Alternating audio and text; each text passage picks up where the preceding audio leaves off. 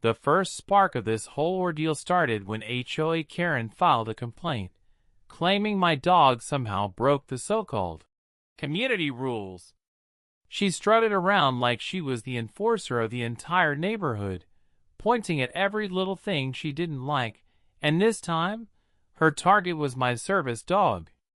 She claimed he was too big, too loud, and not appropriate for the HOA's image, as if animals had to fit some sort of aesthetic standard to live in the neighborhood. What's worse is that she didn't even bother speaking to me directly first. Instead, she went straight to the HOA office, armed with her clipboard full of exaggerated evidence that my dog was an ongoing violation. In her report, she wrote things like, "Disturbs the peace, poses a safety risk," and "is against HOA guidelines," even though none of those accusations had any basis in fact.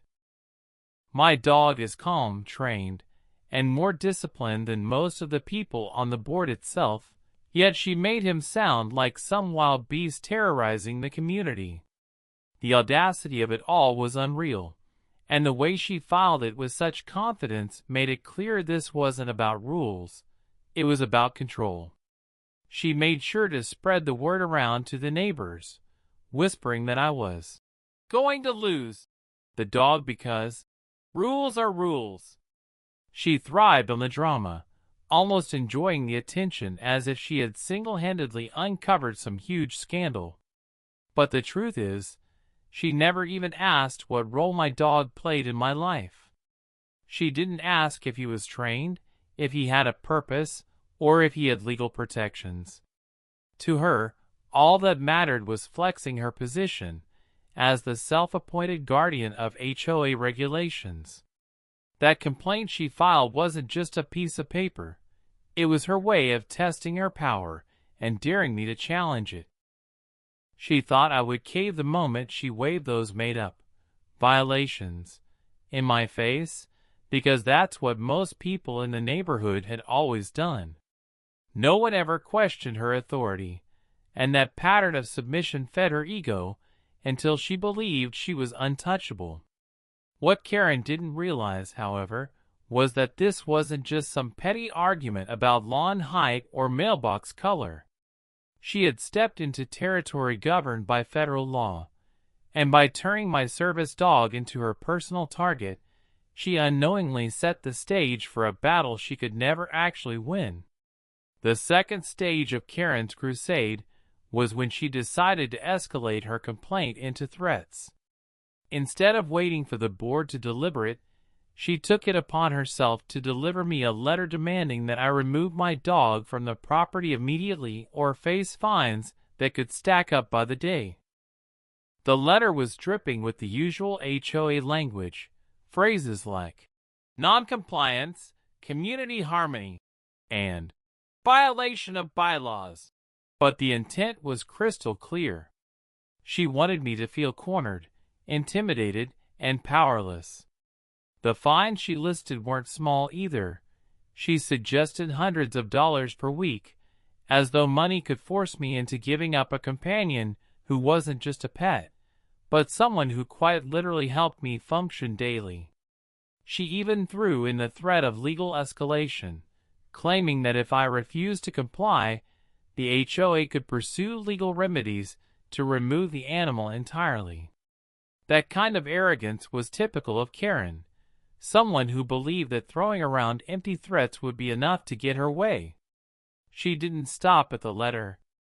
Karen made it her mission to show up at HOA meetings and loudly bring up my supposed violations, pointing at me as if I were the community's biggest problem. She leaned into the drama, talking about how the rules had to be enforced equally, how exceptions would cause chaos, and how people like me were the reason the HOA had to work so hard to maintain order. She was strategic with her words, making sure to frame the issue as if it wasn't personal, but everyone could see the smug satisfaction on her face each time she mentioned it. To her, this wasn't about rules, it was about putting me in my place, showing the community that no one could resist her interpretation of the bylaws. Her threats weren't just meant to punish. They were meant to isolate me, to make others see me as a troublemaker who endangered the so-called peace of the neighborhood. The pressure she tried to build was designed to make me feel small. She wanted me to look at those fines and think, "It's easier to give in than to fight back." She wanted me to look at my neighbor's judgmental stares during meetings and feel like the odd one out, the problem everyone wished would disappear. It was a calculated move, one Karen had likely used on others before, but this time she had chosen a target who couldn't be bullied into submission. The more she pushed, the more it became clear that she was operating out of ignorance and spite rather than any legitimate authority. What Karen completely failed to realize was that my dog wasn't just a pet lounging around the house or running in the yard. He was a legally recognized service animal, trained to perform specific tasks that directly supported my daily life. This wasn't a matter of preference or hobby. This was about necessity. A service dog is protected under the Americans with Disabilities Act, which means that no HOA bylaw, no community rule, and certainly no personal vendetta could strip me of that right. The irony of the situation was that while Karen was busy waving around her binder of HOA rules, she hadn't even considered that there were federal protections that went far beyond anything she thought she controlled. She believed she was dealing with a regular dog owner who might buckle under pressure, but what she was really dealing with was someone whose animal was legally protected by one of the strongest disability rights laws in the country. This wasn't a detail hidden in fine print or buried in obscure legal jargon either. The protections for service animals are clear, straightforward, and enforced on a national scale. My dog had been through rigorous training, certified to assist with tasks directly tied to my disability, and that certification made him untouchable in the eyes of the law. No HOA could override that, no matter how many meetings Karen disrupted or how many threatening letters she sent. To me, my service dog was more than a loyal companion. He was my independence, my security, and my ability to navigate the world with dignity. Watching Karen treat him as though he was some kind of neighborhood nuisance revealed not only her ignorance, but also her lack of empathy. She didn't care to ask why my dog was always at my side, or why he carried himself with the discipline of a working animal rather than a typical pet.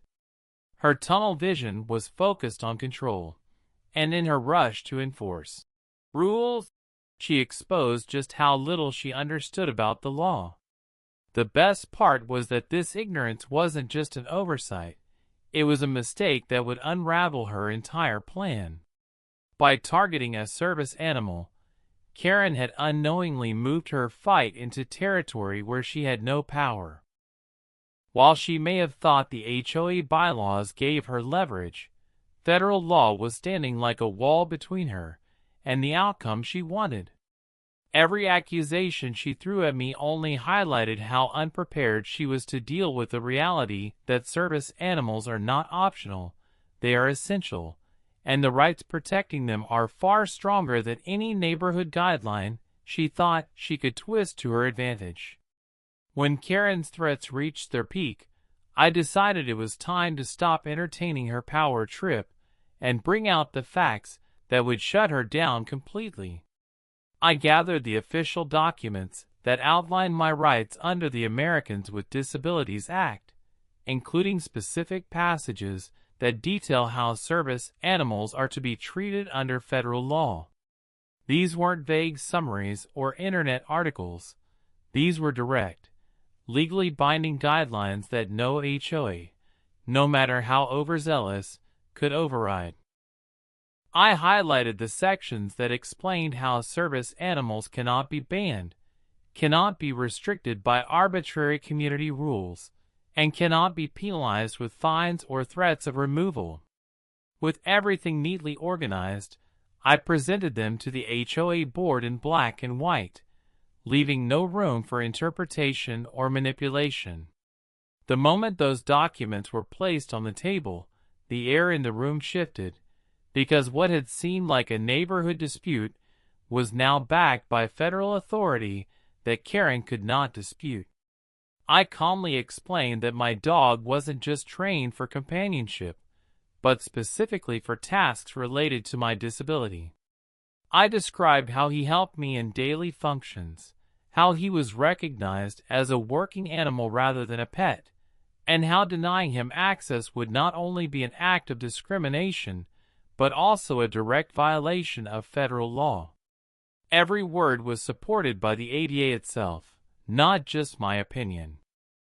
While I spoke, I watched as the smug expression Karen usually wore began to falter, because the power she thought she held over me was crumbling in front of everyone. She had walked into the meeting thinking she could bully me with vague interpretations of HOA bylaws, but what she got instead was a crash course in federal law, one that stripped away any illusion of control she believed she had. The board members shifted uncomfortably in their seats as I laid out the potential consequences of ignoring ADA protections. I explained how such violations could result in serious legal action, federal fines, and even lawsuits that would hold not just the HOA accountable, but individual members who enforce discriminatory practices. I made it clear that I wasn't asking for special treatment. I was demanding the rights that were already guaranteed to me by law. At that moment, the weight of my evidence was undeniable, and the board understood that siding with Karen wasn't just unreasonable, it was illegal. The more I presented, the more obvious it became that Karen's crusade was built on nothing but ignorance and arrogance, and the law was now standing firmly on my side. The reaction from the HOA board was almost immediate once the reality of the law was put in front of them. The smug confidence they had shown when Karen first stirred up the complaint quickly shifted into unease, because it was clear that this was not a simple matter of enforcing community rules anymore. They sat there realizing that Karen's overreach had dragged them into dangerous legal territory, the kind that could cost the HOA far more than they ever imagined. One of the board members, who had originally supported Karen's claim, suddenly went quiet, flipping through the pages of the ADA regulations I had provided as if hoping to find a loophole that didn't exist. Another shifted uncomfortably, glancing at Karen with a look that said she had put them all in a mess they didn't want to be part of. The longer the discussion went on, the more it became apparent that the HOA board was scrambling to distance itself from her accusations. What had started as her personal crusade had now become a liability for the entire association. They had to confront the fact that Karen had crossed a line, one that could expose them all to serious consequences if they continued to back her. The words, federal violation, and discrimination carried a weight none of them could ignore. I could sense the tension in the room as they realized that supporting Karen meant risking lawsuits, government intervention, and a stain on the HOA's reputation that would be nearly impossible to erase. The smug whispers she had spread around the neighborhood were now working against her, because everyone knew she had been the one pushing this battle so aggressively. If the HOA was forced into court, it wouldn't be seen as a simple misunderstanding. It would be clear evidence that they allowed one member's personal vendetta to override federal law. Karen, of course, tried to keep her bravado, insisting that rules were rules, and that exceptions would only cause chaos. But her words were losing their weight. Each time she spoke, the board looked less convinced, less willing to stand behind her. They were starting to recognize the reality that she had acted far outside her authority and dragged them with her.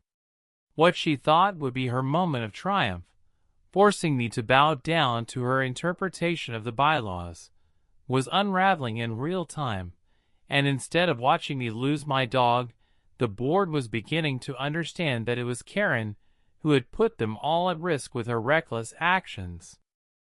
Instead of the outcome Karen had been envisioning, where I would be forced to surrender my service dog and admit defeat, the tables turned in a way she never anticipated. The HOA board, now aware of the legal ramifications, began drafting an official statement that acknowledged my rights and confirmed that my dog was to be respected as a protected service animal under federal law. What was once presented as a violation was now recognized as compliance, and the shift in tone from the board was undeniable.